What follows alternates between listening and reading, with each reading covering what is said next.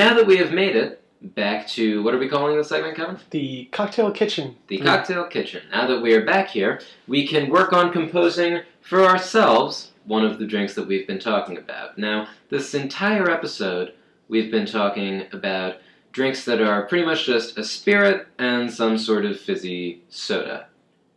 Or tonic water, which is pretty much like soda.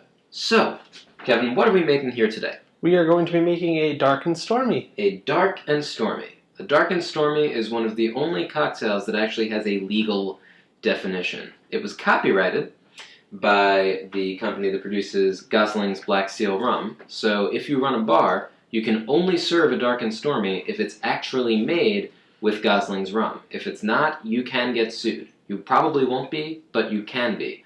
The other drink is the painkiller, which has to be made with Custer's Navy rum. If it's not, it's technically not a painkiller. And on that front, there was actually a bar in New York called Painkiller, which got sued because they were making their painkillers without Custer's Navy rum. Huh. It's unfortunate because they didn't even invent the drinks, they just copyrighted them. So, you'll notice that we don't have a shaker here today. This is a built drink, very simple, pretty much like everything we've been talking about today. It's going to be built in this lovely little Collins glass. I'm going to be liberal with the amounts of all of these ingredients that we use, because if you're using a spirit and soda, it's probably better to tweak it, perhaps very slowly, according to your taste, rather than measuring exactly, especially because fizzy liquids are difficult to measure. Because you don't want to pour them in small amounts into a jigger, because then when you finally do go, oh, some ounces, another ounce, 2 more ounces, they get all decarbonated, and that's not fun, is it? No. You've gotten oddly quiet, Kevin, but I suppose that's okay. So let's see if we have 2 ounces left in here. Let's hope we do. There we go. There we go. You'll notice that I am not, as a consultant of ours encourages, floating the spirit on the top, which makes the drink look stormier if it is a dark and stormy. The reason for that is actually that this is not a proper dark and stormy because we're adding a third ingredient, and that is lime juice. Ooh. As I said before, I squeezed this already. It's freshly squeezed. As I said during the episode, lime juice has a way of smoothing out the alcohol flavors. And I think it goes especially well with the spiciness of ginger beer. So we're going to be combining that. I'm going to be adding ice now because I'm going to be adding both lime juice and rum. Both lime juice and ginger beer alternating. That way, when I stir it, you don't have the lime juice sinking to the bottom. Do you have the rum sinking to the bottom? Perhaps, but probably not. So, we are going to measure out, get the rest of the rum out of there. We're going to measure out, let's say, 1 ounce. I think that's a good measurement.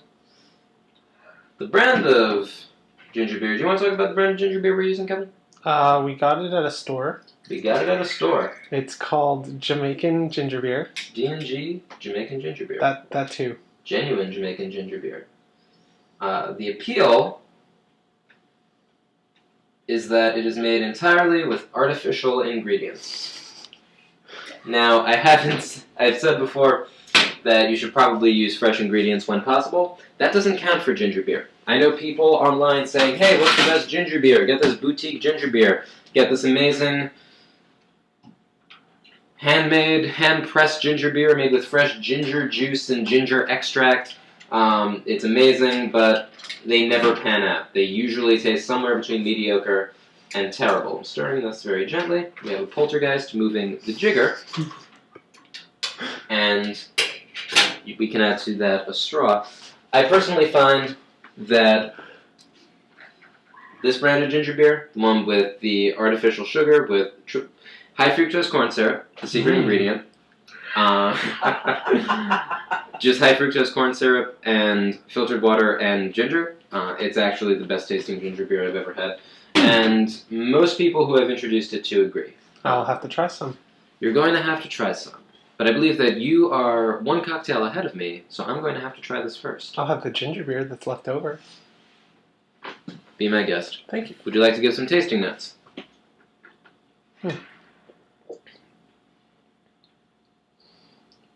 It's definitely got the nice spicy sting of ginger. Ginger? Yeah. What else do you taste? Ginger? Ginger? Ginger and ginger. Yeah, it tastes kind of like what you would eat in between a bite of sushi. Don't In finish between that, bites of sushi. Don't finish? Because as I was saying, we want to balance out our ingredients. I measured 1 ounce of lime juice.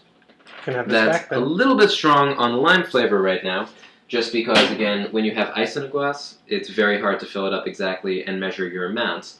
So, How is it, Adam? because of that, it's a little bit citrusy. So I'm going to add the remaining amount of rum just to balance that out. And sometimes you're going to have to do that, but I think it's better to play around and tweak and get it just right than stick to your exact measurements or your eyeballing when it's a little bit less pleasant. So when we incorporate this, that is very nice. You have the blending of rum. Gosling's not a very strong rum. In terms of flavor, it has a sweetness, kind of almost Coca-Cola quality to it. Overall, it's a light, enjoyable, yet spicy drink that packs a pretty strong punch. And with that, I think we're going to return back to the studio. All right, let's go.